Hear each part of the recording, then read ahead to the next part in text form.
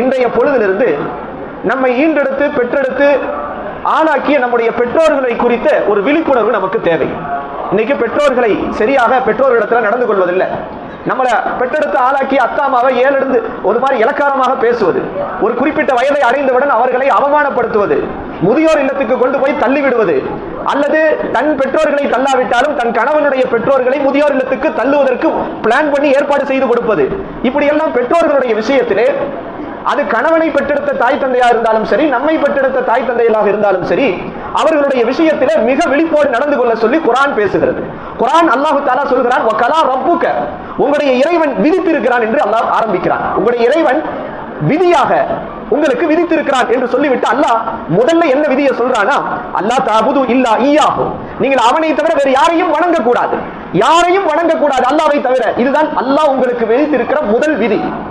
அவனை மட்டுமே வணங்க வேண்டும் என்று அல்லாஹ் சொல்லிவிட்டு அதற்கு அடுத்து அல்லாஹ் ஏதோ ஒரு கடமையை அல்லாஹ் பேசவில்லை, வேற ஏதோ கடமையை குறித்து அல்லாஹ் பேசவில்லை. அடுத்து தொடர்ச்சியிலே தன்னை மட்டும் வணங்க வேண்டும் என்று சொன்ன அல்லாஹ் அடுத்து அல்லாஹ் சொல்கிறான், வபில் வாலிதைனி இஹ்சானா, பில் வாலிதைனி இஹ்சானா, உன்னை ஈண்டெடுத்து ஆளாக்கிய உன்னுடைய தாய் தந்தை இடத்திலே நீ நல்ல விதமாக நடந்து கொள், இஹ்சானாக நடந்து கொள், உபகாரமாக நடந்து கொள். அவர் உன்னை 10 மாதம் வயிற்றிலே சுமந்து பெற்றெடுத்து ஆளாக்கி உன்னை இந்த அளவுக்கு கொண்டு வந்திருக்கிற தாய் தந்தை இடத்திலே இஹ்சானாக நன்றியோடு நடந்து கொள், அவருக்கு உபகாரம் செய் என்று அல்லாஹ் தனக்கு அடுத்து நமக்கு பெற்றோர்களுடைய கடமை அல்லாஹ் தஆலா சொல்கிறார். சொல்லிட்டு அல்லாஹ் தஆலா அதோடு முடிச்சிரல. அல்லாஹ் நீங்க பெற்றோர்கள்ட்ட உபகாரம் செய்யுங்க, உபகாரமா நடந்துக்கோங்க, நன்றியோடு நடந்துக்கோங்கன்னு சொல்லிட்டு அல்லாஹ் முடிக்கல. அந்த வசனத்தின் தொடர்ச்சியிலே இன்றைக்கு ஒவ்வொரு குடும்பத்திலும் நடக்கிற அவலத்தை அல்லாஹ் எச்சரிக்கை செய்கின்றான். இன்றைக்கு குடும்பங்களில் நடக்கிற அவலங்களை அல்லாஹ் எச்சரிக்கை செய்கிறான். அல்லாஹ் தொடர்ந்து சொல்கிறான், இம்மா யபுலுகன்ன இந்தகல் கிபர், அந்த தாய் தந்தையர்கள் 2 பேரிலே யாராவது ஒருவர் வயது முதிர்ந்து விட்டால், எந்த அளவுக்கு வயது முதிர்ந்து விட்டால், அவர்களுடைய வேலையை அவங்களால செய்ய முடியல, அவங்களால அவங்க சாப்பாடு சாப்பிட முடியல, அவங்களால கழிவறைக்கு செல்ல முடியவில்லை, அவர்களால் தன்னுடைய கழிவை இருந்துவிட்டு தன்னை கழிவை சுத்தம் செய்கிற அளவுக்கு சக்தி இல்லாத ஒரு வயோதிக தன்மையை அவர்கள் இருவரில் ஒருவர் அடைந்து விட்டால், அல்லது இருவரும் அடைந்து விட்டால், அவர்களிடத்தில் நீ எப்படி நடந்து கொள்ள வேண்டும் என்று அல்லாஹ் குர்ஆனில் பேசுகிறார்.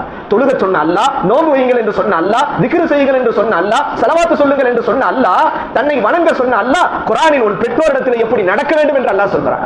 அவர்கள் இருவரில் ஒருவரோ அல்லது இருவரோ அவர்கள் வயதான முதிய வயதை அடைந்து விட்டால் அவரிடத்தில் எப்படி நடந்து கொள்ள வேண்டும்? ஃபலா தகுல்லஹுமா உஃபின், அவரிடத்தில் சீ என்ற வார்த்தையை நீ பயன்படுத்தி விடாது. அது என்ன சீ என்ற வார்த்தை? அப்ப அதுக்கு கீழே ஒரு வார்த்தையை பயன்படுத்தலாமா?